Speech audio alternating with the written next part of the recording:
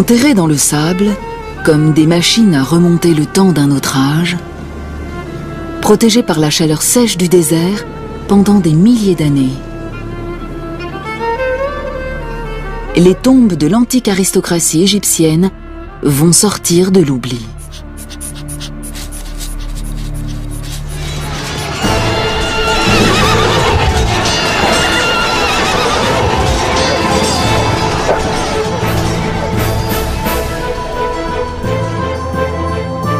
Trois hommes creusent le sable pour exhumer de nouveaux chapitres de l'épopée égyptienne. À eux trois, ils vont retrouver les histoires des nobles qui ont servi leur roi et la grandeur de l'Égypte.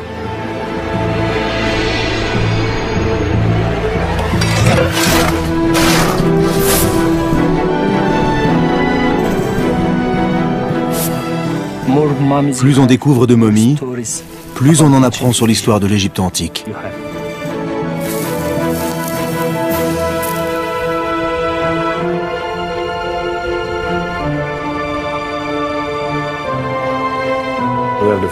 Il y a une grande affection, et peut-être même plus, entre le roi et sa nourrice.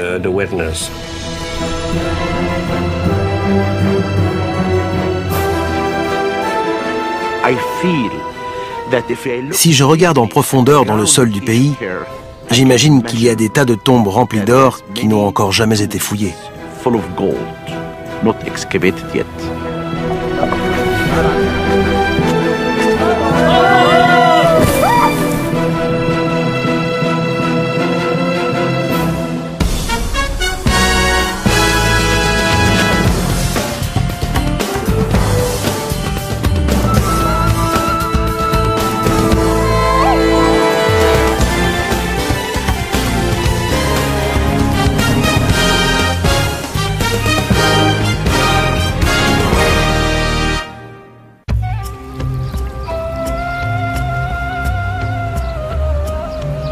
La première grande civilisation du monde naquit sur les rives du Nil.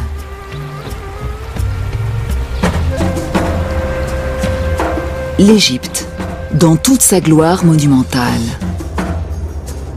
Des vestiges de cette époque sont toujours visibles. Certains sont énormes, admirables, mais le plus souvent, ils sont modestes et à l'abri des regards.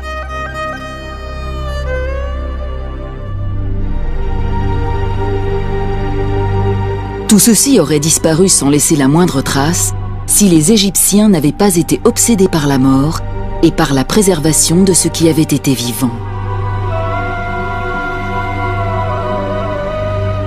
Pour eux, la vie dans l'au-delà était tout aussi réelle que celle ici-bas. Pour son voyage, une âme avait besoin de nourriture, d'un abri et de compagnons. C'est pourquoi ils remplissaient les tombes de cadeaux et les ornaient de décorations décrivant le séjour terrestre du défunt.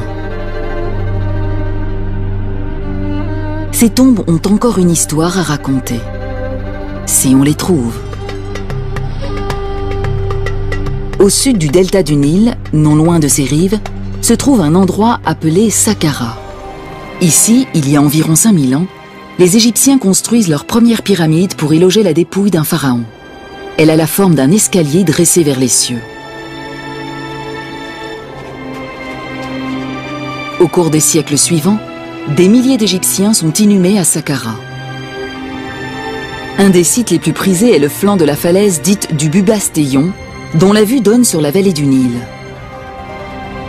Sous le Nouvel Empire, lorsque l'Égypte est à son apogée, les intimes du pharaon veulent être enterrés ici. Et ils le sont.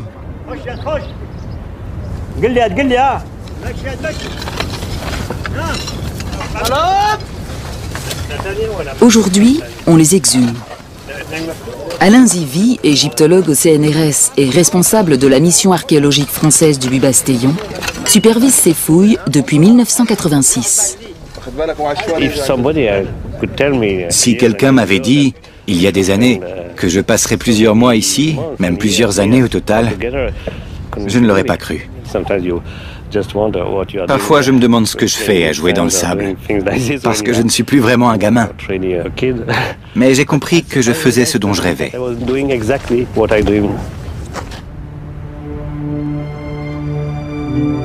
Pourtant, ce rêve commence comme un cauchemar.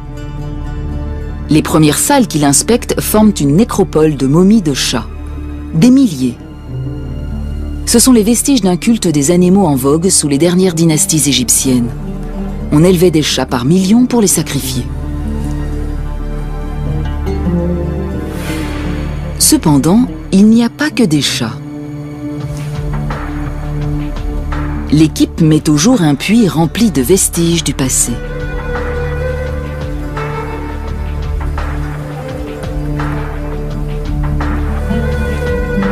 En creusant, les hommes découvrent un premier niveau, puis un autre, et encore un autre. Et à 21 mètres de profondeur environ, ils tombent sur quelque chose.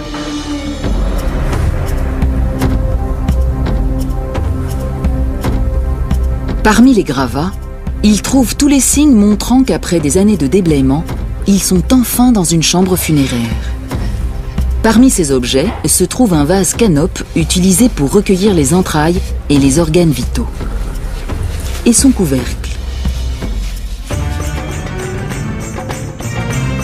Ce vase est en albâtre, mais une partie de ce qu'il trouve est en or.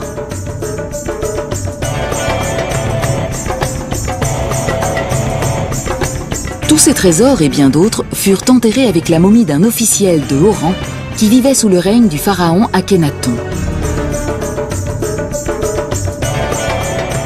Alain Zivie vient de découvrir son premier noble du Nouvel Empire. Il veut dès lors en trouver d'autres. Son équipe se met au travail à l'intérieur même de la falaise.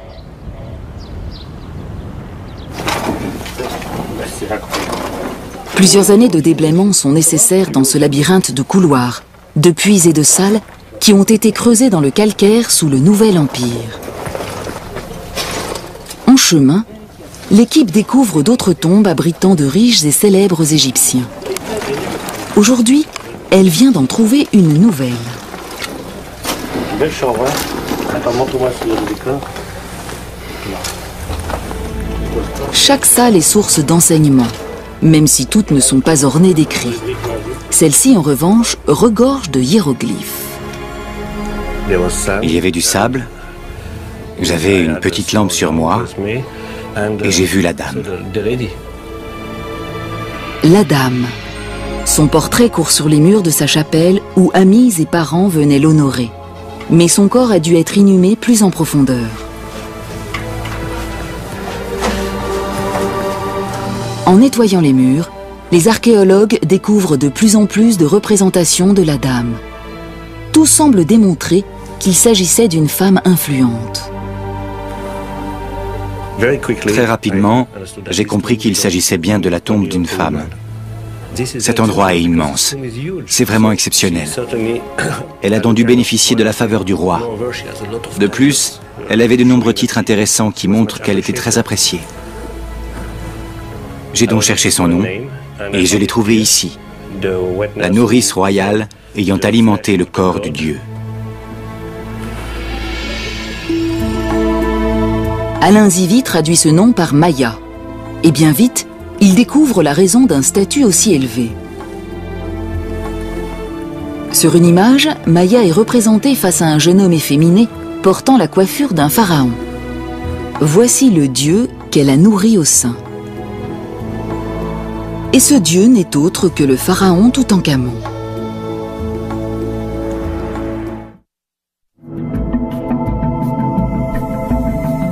Ce roi est entré dans l'histoire lorsque l'archéologue britannique Howard Carter a fait la plus grande découverte égyptologique du XXe siècle dans la vallée des rois.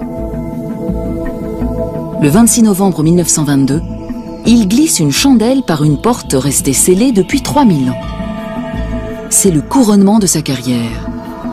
Il vient de découvrir la sépulture souterraine d'un pharaon du Nouvel Empire mort avant son 20e anniversaire. Mais contrairement aux tombeaux royaux découverts jusqu'alors, celui-ci n'a pas été pillé.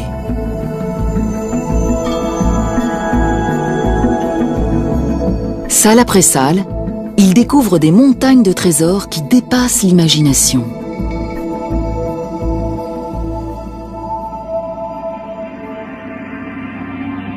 Toutankhamon est enfermé dans 3 cercueils d'or, à l'intérieur desquels se trouve un masque en or massif. Une statue d'or du jeune souverain se trouve non loin.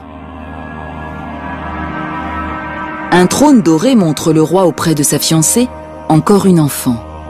Peut-être sa demi-sœur. La découverte d'Howard Carter apporte une manne de renseignements sur la disparition de l'enfant roi. Mais sa naissance, elle, reste nimbée de mystère.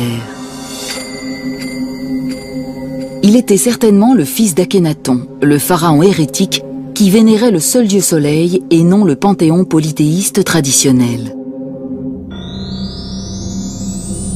Akhénaton et son épouse Néfertiti eurent 6 filles. Certaines sont représentées ici sur les genoux de leurs parents. On dirait une photo de la vie quotidienne du passé. Mais le jeune Toutankhamon n'apparaît jamais sur les portraits de la famille royale, ce qui signifie que sa mère était peut-être une épouse secondaire morte en couche. Encore enfant, le pharaon a donc besoin d'une nourrice. Et apparemment, il en a trouvé une, la dame Maya, qui appartenait presque à coup sûr à son cercle intime. Une nourrice de la grande dynastie n'est pas une simple babysitter, mais une femme de la cour, car elle donne son lait pour alimenter le corps du dieu, le roi bien sûr. Et n'importe qui ne peut pas s'en charger.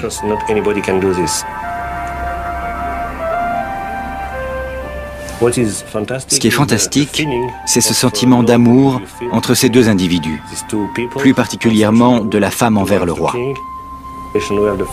Il y a une grande affection, et peut-être même plus, entre le roi et sa nourrice. Et au vu de la tombe élaborée qu'on a construite pour cette femme, l'enfant roi a dû lui retourner cette affection. S'il y a plus d'Égyptiens de la noblesse enterrés près du Nil que n'importe où ailleurs, les personnes qui servaient le pharaon aux confins de l'Empire ont elles aussi eu besoin de tombeaux, même si elles étaient en poste au milieu du désert.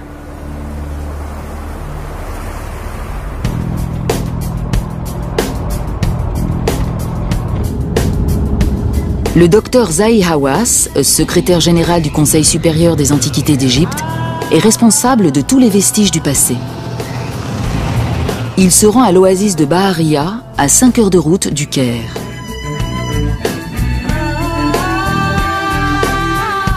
Pendant des milliers d'années, cette oasis a été une île de verdure au milieu d'une mer de sable. Elle n'est guère différente aujourd'hui, à l'exception du village moderne qui a remplacé le centre ancien.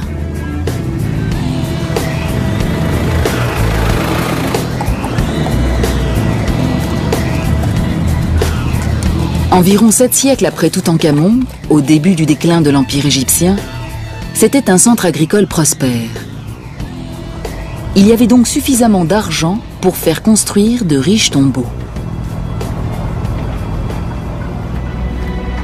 Les habitants de la région avaient pleinement conscience d'être installés à l'aplomb d'une source de richesse et ils ont trouvé un moyen original de l'exploiter.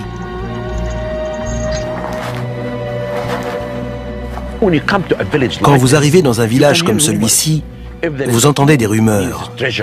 S'il y a une tombe, il y a un trésor, de l'or. Ces bruits passent d'une personne à l'autre, prennent de l'ampleur, et c'est pourquoi les gens veulent construire leur maison au-dessus des trésors des pharaons. Une maison, si elle est construite juste au-dessus d'une tombe, permet à son propriétaire de creuser directement dans sa cave à chaque fois qu'il a besoin de vendre un objet sur un marché noir avide d'antiquités.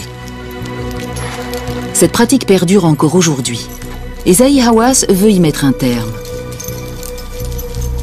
Il a donc fait un choix qui prête à controverse, détruire certains logements.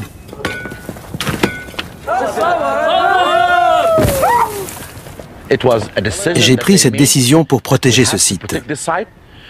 Au même moment, nous avons aussi démoli toute maison qui mettait en danger les monuments. Les gens doivent impérativement avoir à l'esprit que la protection des monuments est ce qu'il y a de plus important.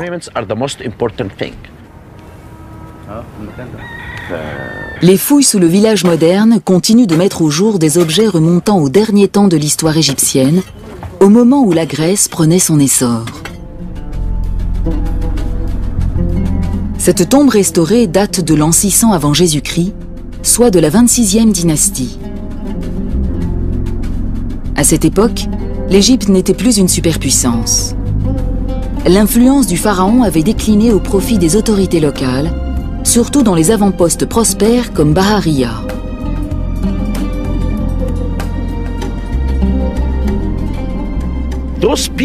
Ces gens pouvaient faire construire de belles tombes, car ils étaient riches.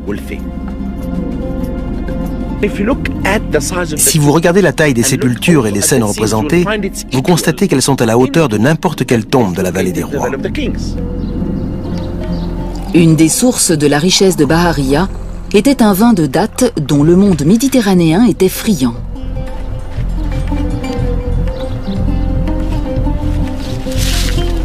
On pouvait gagner de l'argent en ramassant les dattes et en fabriquant le vin, mais encore plus en l'acheminant vers les marchés du Nord-Est.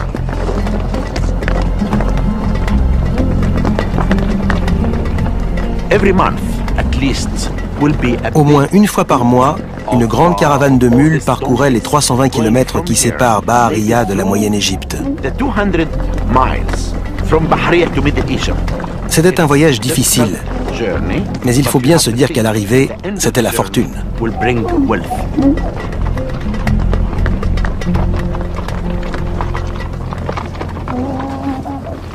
Parmi les gens les plus aisés, on compte le gouverneur de Bahariya, un noble au service du pharaon.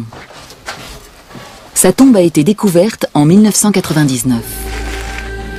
Les inscriptions qui ornent ses murs offrent de nouvelles perspectives quant au rôle que jouait un administrateur de province au moment de la chute de l'Empire.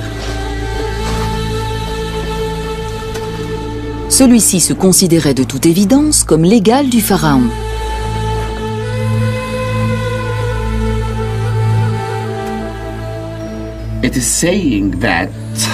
Il est dit que c'était un prêtre d'Isis et d'Osiris et qu'il s'appelait Gad Rensu Eyouf Ankh. Il est devant le grand Dieu.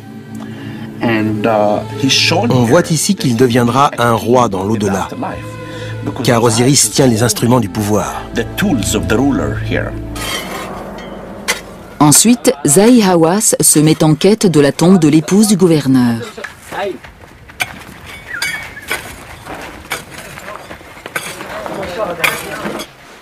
Mais à l'intérieur de la sépulture, il fait une découverte qui l'inquiète. Il semble que nous ayons un gros problème auquel je n'avais pas vraiment songé avant. C'est l'existence de ce trou.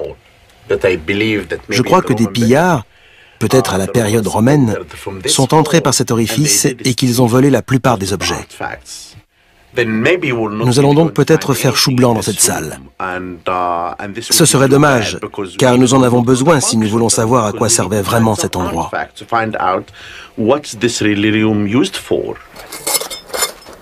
Mais les voleurs ne prennent pas toujours tout quand ils pillent une tombe, surtout si les objets sont apparemment sans valeur. De l'albâtre. Les efforts de Zahi Hawass sont récompensés.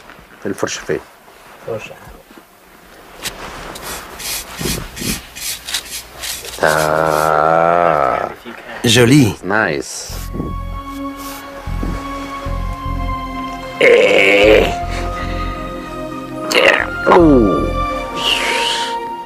C'est un canope. C'est le couvercle d'un vase qu'on enterrait en général avec la momie.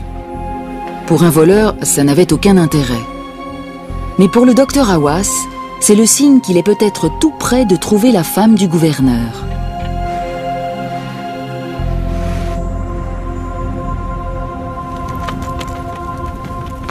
À Saqqara, Alain Zivi cherche toujours sa dame perdue.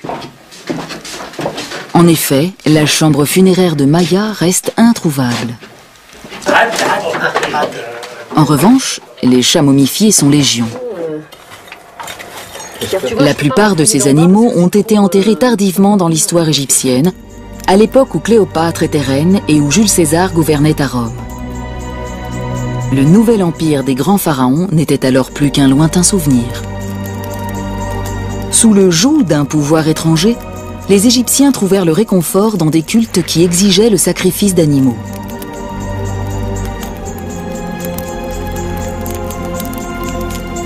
Un des plus populaires était dédié à Bastet, la déesse chatte.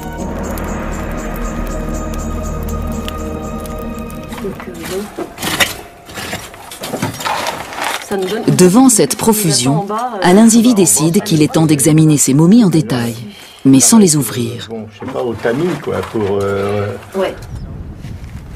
Cette tâche incombe à un couple d'experts en radiologie, Martine et Roger Lichtenberg.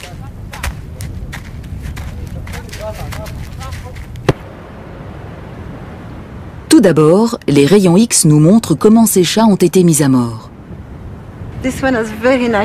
Celui-ci a un très beau crâne. Il n'a pas été abîmé. Il n'est pas mort d'un coup sur la tête. On lui a tordu le cou. Vous voyez ? Le culte de Bastet a connu son heure de gloire dans les années qui ont suivi la conquête de l'Égypte par Alexandre le Grand, au IVe siècle avant Jésus-Christ. Comme les gens voulaient obtenir la faveur des dieux, les prêtres de Bastet ont mis sur pied un florissant commerce de chats qui servait ensuite d'offrande.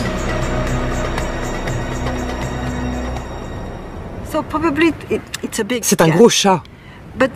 Mais les plus gros, on n'osait pas leur briser les cervicales. On leur assénait un coup sur la tête. C'était un bel animal, regardez.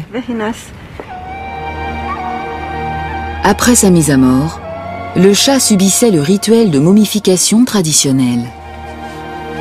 Les prêtres embaumaient son cadavre et l'enroulaient de lin.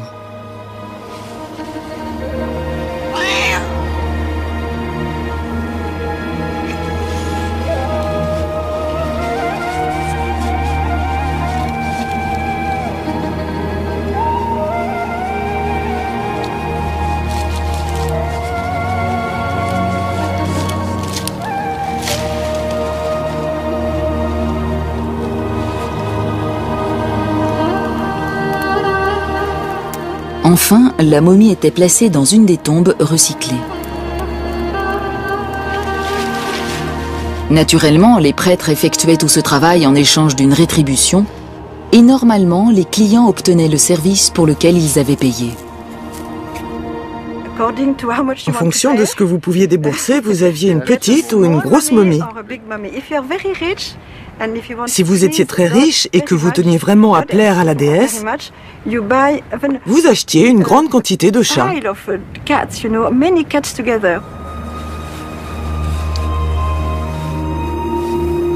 Mais les rayons X montrent que parfois les prêtres trichaient.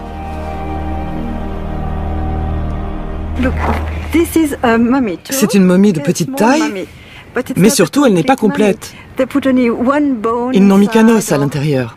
Le corps n'est pas complet, n'est-ce pas? C'est un tas d'os. Oui. Et un quart des momies que nous avons trouvées sont fausses. Il n'y a rien à l'intérieur des bandes. Ces prêtres étaient-ils des escrocs? Y a-t-il eu une pénurie de chats? Mystère.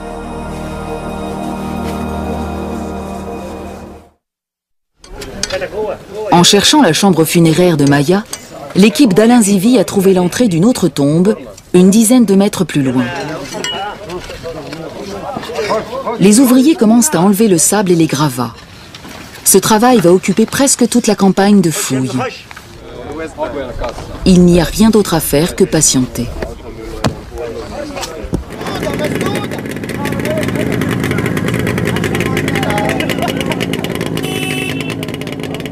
À 320 km à l'ouest, à Bahariya, la recherche de l'épouse du gouverneur arrive à son terme.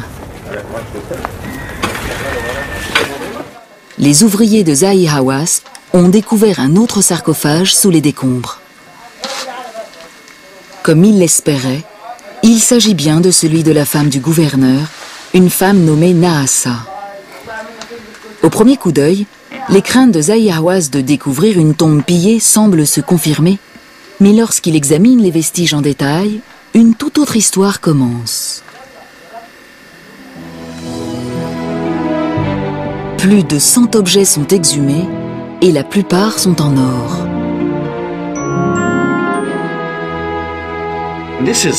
Voici une partie du trésor qu'on a trouvé. Il est superbe. Prenez ceci, on les mettait sur les ongles, comme ceci.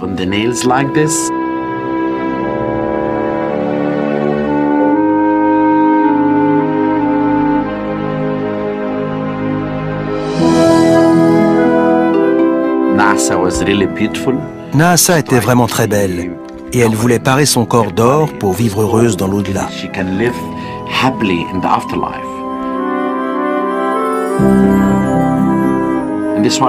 Ici, on a trouvé de superbes pièces comme celle-ci. Certaines ont même la forme d'un scarabée. Ceci aussi est intéressant. Les embaumeurs ouvraient le flanc et commençaient par retirer toutes les viscères.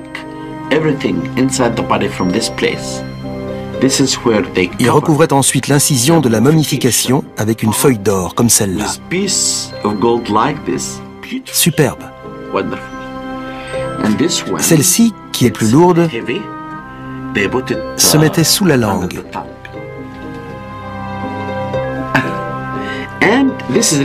Et celle-ci, c'est ma préférée. Je l'adore. Regardez. Elle a mis le nom du roi sur son cœur parce qu'il est le protecteur de l'Égypte.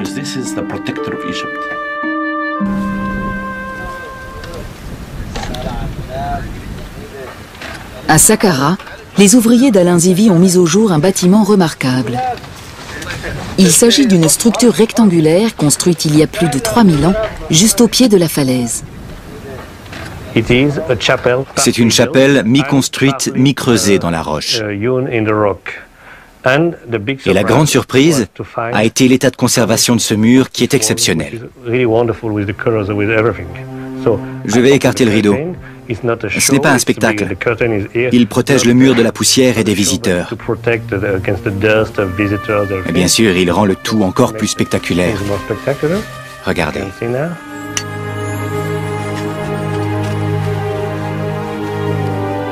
Pardon?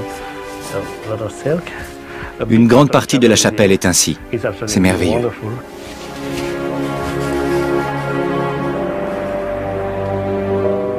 Le destinataire de cet endroit était probablement un personnage important.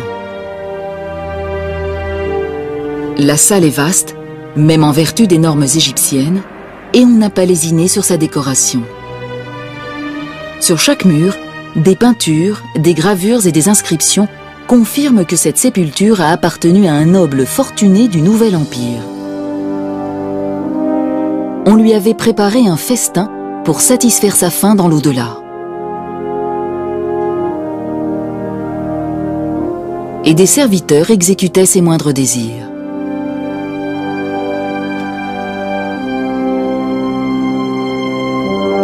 Pour Alain Zivi, le premier impératif est de trouver le nom de celui pour lequel on a construit cette tombe. C'est une obsession quand on entre dans une tombe. Où est le nom? Ici, 2 faucons au-dessus d'un étendard et ce signe. C'est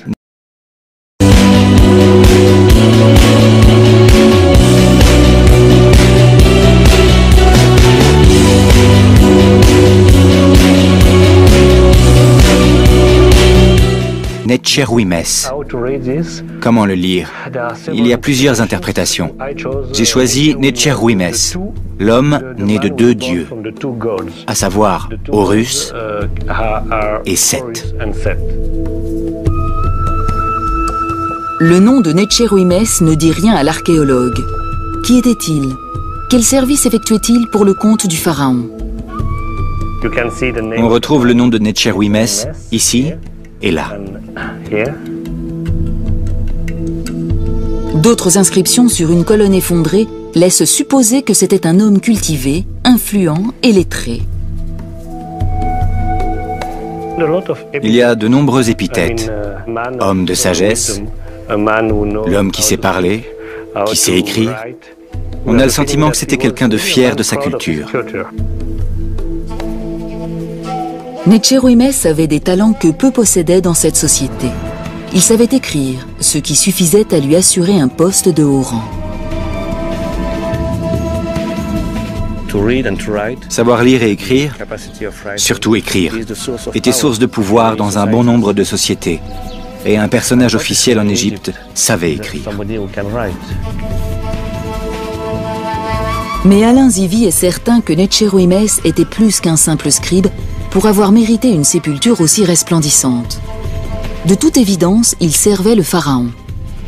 Et avec efficacité. Mais de quelle manière ?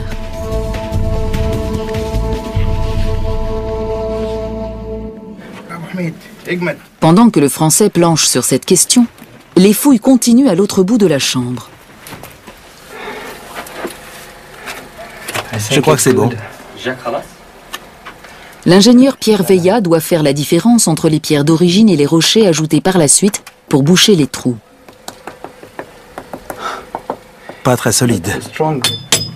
Tous sont parfaitement conscients que des tonnes de calcaire sont amassées au-dessus de leur tête. Le travail avance lentement. Chaque rocher doit être retiré à la main.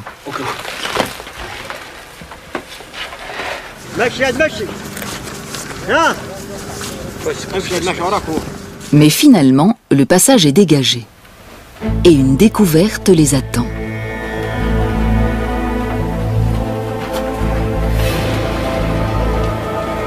Il s'agit d'une statuette du pharaon que Necheruymes a servi, un roi qui a laissé son empreinte sur l'histoire de l'Égypte. Ramsès II.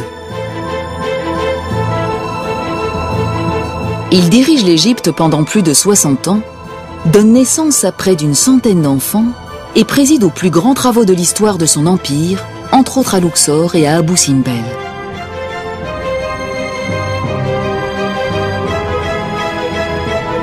Ramsès est aussi un maître infatigable de l'autopromotion et il s'est assuré qu'il passerait à la postérité grâce à ses représentations, son legs et son nom. Le fait que Necheruymes ait travaillé pour le plus grand des pharaons est un renseignement primordial. Et d'autres découvertes vont en découler.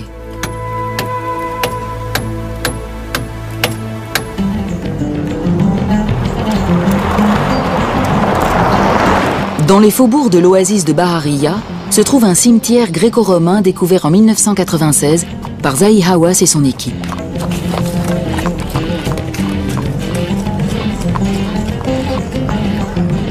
Le docteur Hawass est revenu voir comment les fouilles s'y déroulent. Il a choisi l'archéologue égyptien Tarek El Awadi pour superviser les travaux. Le cimetière s'étend sur 36 km², intégralement noyé sous le sable. Où que vous creusiez ici, vous tombez sur une tombe. Si vous regardez le terrain, vous voyez partout la trace de petits monticules. Et s'il y a un monticule avec quelques objets, comme des morceaux de poterie, c'est qu'il y a quelque chose dessous. Dans toute cette zone, si vous mettez la main dans le sable, vous trouvez l'entrée d'une sépulture. Ensuite, vous commencez les fouilles et là, c'est le plus important, il faut faire attention car en dessous, il y a des momies.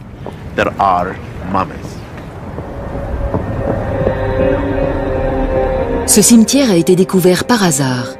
Une mule a mis le sabot dans un trou qui n'était autre qu'une tombe. À l'intérieur repose un grand nombre de momies.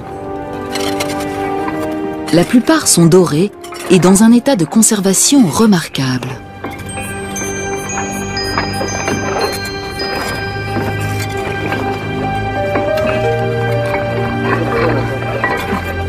Le docteur Hawass a autorisé une recherche à grande échelle et on a trouvé de plus en plus de momies d'or.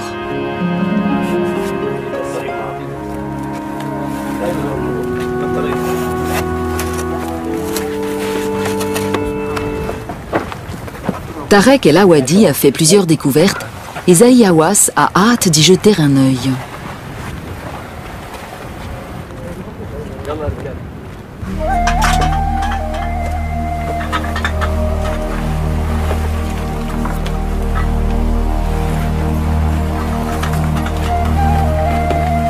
Cette tombe a de toute évidence été visitée par des pillards qui ne se sont pas contentés d'un simple vol. Des individus sont entrés et ont coupé les têtes de toutes les momies. C'est très étrange. Vous pouvez constater que toutes ces momies ont été décapitées. Regardez cet enfant. Il n'a plus de tête. Derrière moi, la tête a été tranchée. Sur celle-ci aussi. Ça doit dater de l'Antiquité ou de l'époque moderne. Quelqu'un cherchait quelque chose à l'intérieur des momies.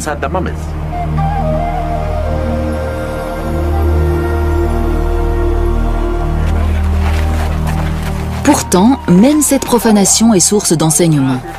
Pour Tarek El Awadi, cette décapitation est peut-être le résultat d'une querelle entre deux familles. Même les cadavres des enfants ont été décapités pour venger une querelle oubliée depuis longtemps.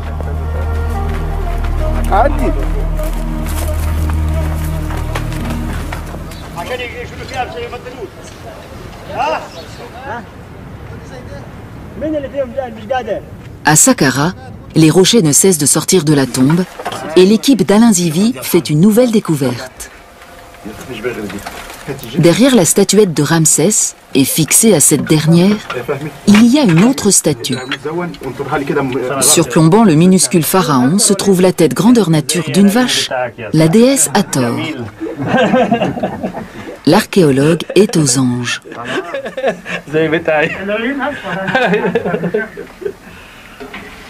Il m'a demandé si les yeux de la vache sont verts ou bleus. Je lui ai répondu qu'ils sont comme les vôtres. Superbe. Sous une de ses nombreuses apparences, Hathor était la protectrice des morts, celle qui garantirait à Netchérouïmès de passer en toute sécurité dans l'au-delà.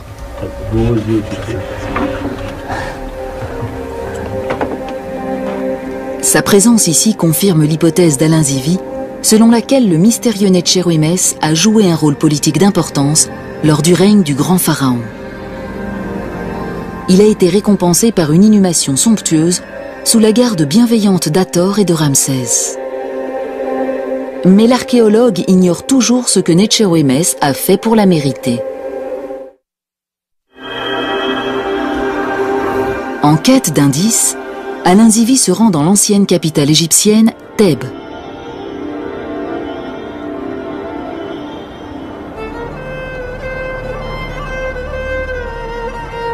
Aujourd'hui, elle s'appelle Luxor et regorge de monuments construits à la grandeur de Ramsès. Il est donc possible que Netchérouïmès soit mentionné quelque part.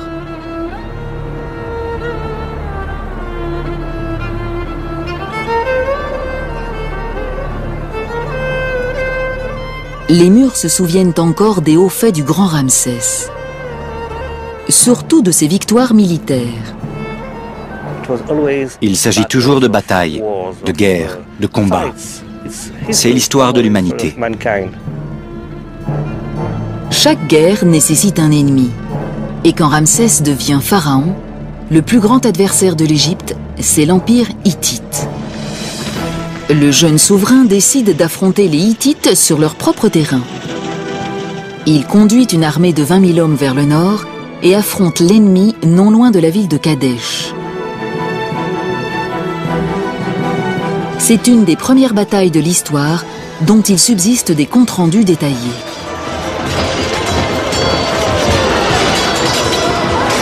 Les Hittites attirent les Égyptiens dans une embuscade. Ramsès et quelques centaines de ses hommes se retrouvent séparés du gros de l'armée et bloqués non loin de la rivière Oronte.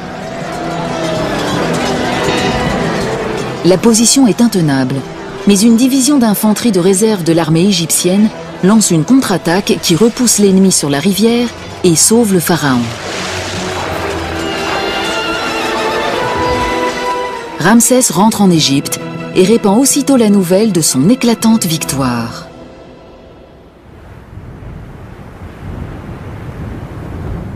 Les murs des temples de Luxor portent encore les gravures montrant les actions héroïques du pharaon ce jour-là. Il y a également une copie du traité de paix qui allait mettre fin au conflit près de 16 ans plus tard. Or, Alain Zivie espère que ce document va apporter quelques lumières sur l'identité de Necherwimès.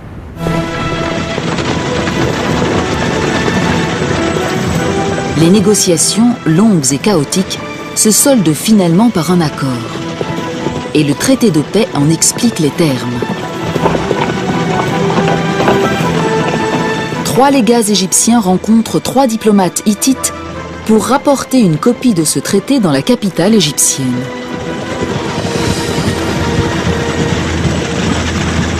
Il promet que l'amitié remplacera l'hostilité et chaque camp jure de ne pas attaquer l'autre en premier. Dans l'éventualité d'une attaque par un tiers, ils formeront une défense commune. Il y aura des échanges de prisonniers et un pacte d'extradition. Le traité est gravé en cunéiforme sur une tablette en argent et présenté au pharaon. Ensuite, Ramsès le fait graver sur les murs des temples de Thèbes.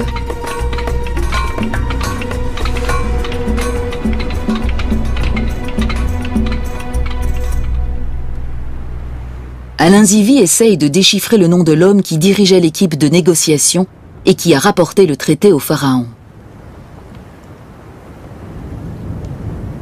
Bingo! Je vois le mot « envoyés royaux ». Et après, peut-être une tête de faucon. Ça pourrait être une partie du nom de Necherwimès. On peut le comparer avec les Ramessides d'inscription. C'est un petit peu la Bible de cette période. Voici le traité de paix. Ça pourrait bien être le nom de Necherwimès. 2 faucons au-dessus d'un étendard. Necherwimès, l'homme qui a conclu la paix entre les 2 grands empires et qui en a été récompensé avec largesse dans l'au-delà. C'est un personnage historique.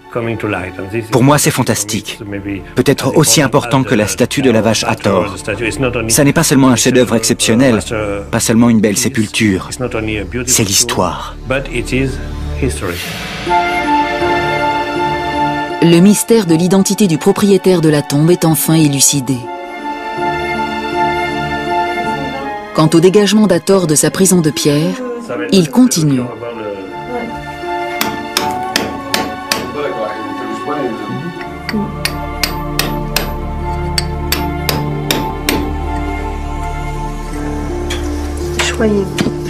Anne Liéget injecte un adhésif dans la pierre pour préserver la fine couche de peinture vieille de 3000 ans.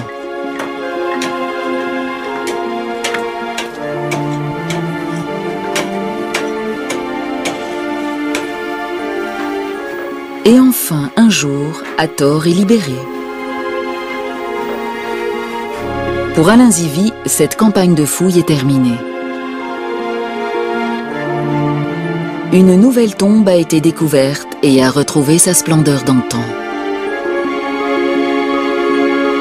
Un autre sujet du roi a été identifié grâce au cadeau qu'il a emmené dans l'au-delà.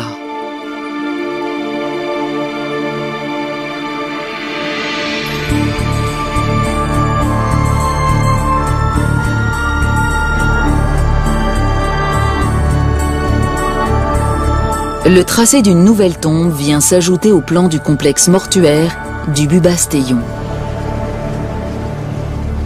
L'année prochaine, il faudra enlever une nouvelle couche de sable.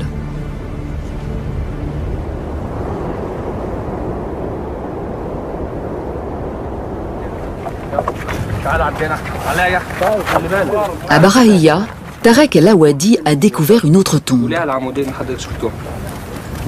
Zahi Hawass est là pour l'inspecter.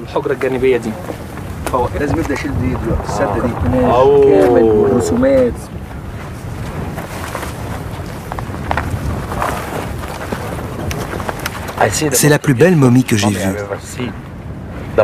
Le masque la rend complètement réaliste. On dirait la momie d'une femme. Ses yeux nous regardent comme si elle était en vie. as if she's alive.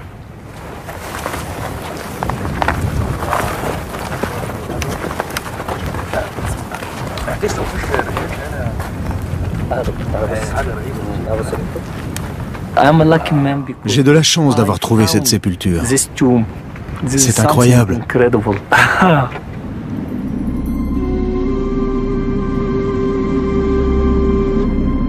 Chacune de ces momies a été enterrée à la fin de l'histoire de l'Égypte antique, environ 1500 ans après l'apogée de Ramsès. Cette civilisation qui avait duré 3000 ans était presque arrivée à son déclin.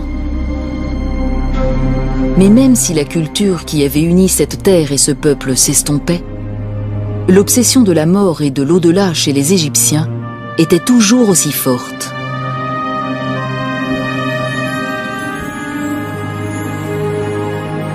Ce qui avait été autrefois le privilège des rois, puis de leur entourage, avait été au fil du temps adopté par les classes aisées et moyennes.